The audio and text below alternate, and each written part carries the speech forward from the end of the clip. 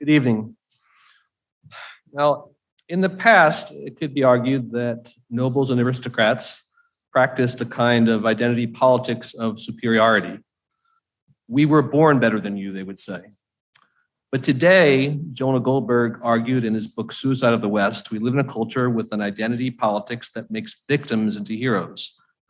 We were discriminated against more than you. This leads to a culture where minorities, or at least those defined as minorities, are not just granted sympathy and honor, but are gifted extra legitimacy to their ideas and arguments, an aristocracy of victimhood, if you will. Whereas liberal universalism sought to diminish the significance of identity categories, those mere accidents of birth, and treat people equally, this new hierarchy of victimology valorizes not the dignity of individuals as individuals, but their dignity insofar as their assigned oppressed group identity. The Greek saying, character is destiny, gets turned on its head, and posited instead is the idea that your group identity is your destiny. Further, if your identity is wrapped up in the idea that you're persecuted, the form of your identity becomes psychologically synonymous with whoever or whatever you think drives that persecution. This can have all sorts of unhealthy consequences.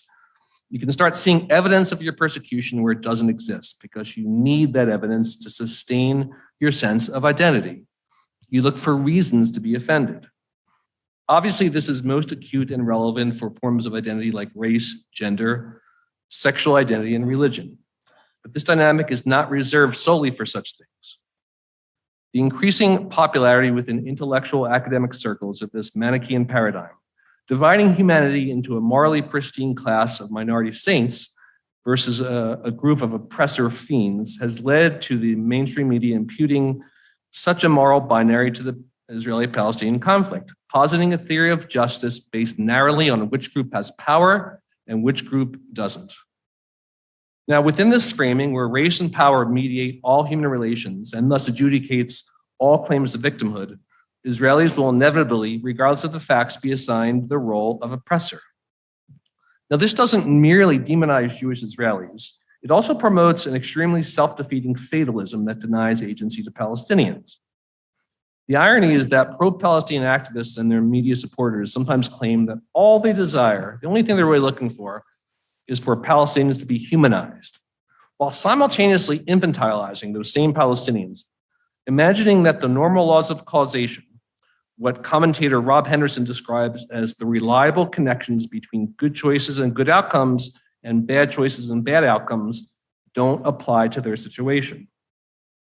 Now, examples of the media promotion of this paradigm abound. Here are some specific examples.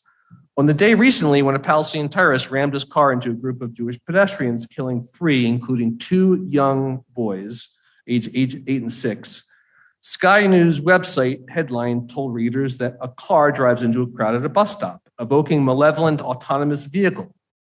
And this is part of a larger pattern of denying Palestinian agency by erasing the Palestinian extremists from the equation. During the COVID crisis, you might remember, Israel was blamed for shortages of vaccines in the PA, despite the fact that under Oslo, the PA is responsible for their own healthcare. Indeed, over the years, the media, and particularly The Guardian, has blamed Israel for Palestinian social problems such as high rates of domestic violence, and even blamed Israel in one article for increased miscarriages within the Palestinian territories. Here are some more general examples. When media outlets suggest without evidence that Palestinian terrorism is motivated by a frustration with the stalled peace process, they omit the crucial historical background that the Second Intifada erupted a mere 2 months after Yasser Arafat rejected Ehud Barak's peace proposal, and continued even after Barak offered the PA leader an even more generous offer, which they again turned down. The timeline just doesn't work. Another broader example. Media outlets will often call Israelis extremists, sometimes fairly, usually not, yet Palestinians are almost never ascribed such a pejorative ideological labels. In fact, Palestinians' ideologies are a mystery to journalists, it seems. This dynamic has also bled into coverage of jihadist attacks in the US, Europe, and throughout the world. Now, the 9/11 attacks made a huge impression on me for many reasons, one of which was how often in the aftermath of the attacks, people would say to me something along the lines of, we really need to ask ourselves what we keep doing to make these people so angry at us. Now, this isn't merely blaming the victim. I think it's another manifestation of the cult of victimhood, the increasing tendency of journalists, activists, academics, and intellectuals to deny agency to those whom within this ideology are bestowed the title of oppressed groups, an honor which perversely is not granted to Jews. One specific example comes to mind. If you recall, in the aftermath of the deadly 2012 Islamist attack on the U.S. Embassy in Benghazi, it was erroneously framed in the beginning by most mainstream media outlets as a spontaneous protest over the anti-Islamic film Innocence of the Muslims, which was falsely described in The Guardian and elsewhere as having been made by an Israeli Jew with funding from 100 Jewish donors. Again, as with coverage of Palestinian attacks on Israelis, the media immediately found credible a narrative which erroneously blamed the West broadly, and an Israeli Jew and Jewish donors in particular, for the deadly actions of Muslim extremists. Media outlets later only begrudgingly walked back those charges when it was demonstrated that the filmmaker was an Egyptian Christian and that the film had no role whatsoever in the premeditated Islamist terror attack. But the outrage isn't merely the gross and anti-Semitic disinformation. It's the fact that even if the original narrative was true, how would it in any way be justifiable for Islamists to attack the U.S. Embassy as the result of being insulted by a film? Here's a thought experiment. Imagine if there were some international Zionist terrorists plotting attacks against enemy targets around the world.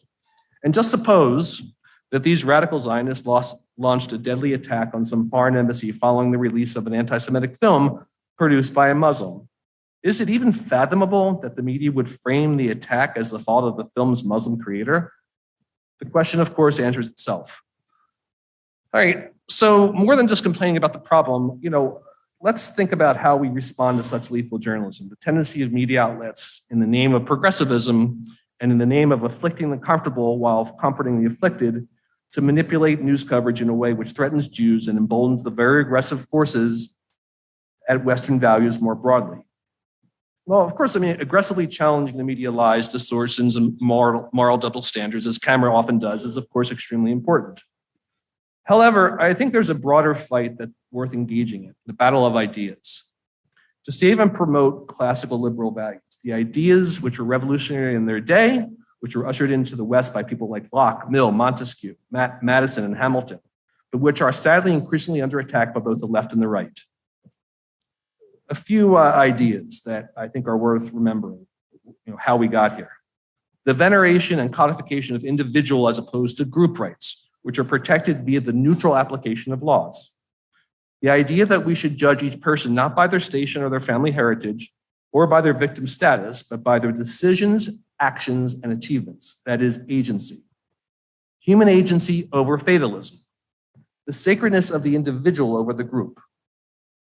The lethal journalism that we're fighting is animated by a sort of utopianism, a politics that demands allegiance to a totalizing politics, what the economist and writer Thomas Sowell calls the quest for cosmic justice, which by its nature rejects the tolerance, pluralism, and compromises which life in the liberal democratic West demands. Let's resist the temptation to fight that totalizing illiberal agenda with another illiberal agenda. Instead, let's defend and promote without apologies the values of liberal democracy, the political system and habits of mind which don't strive for permanent solutions or perfect justice, but which merely serve as a hedge against tyranny and represents a way to settle differences without resorting to the sword. I think that's good enough. Thank you.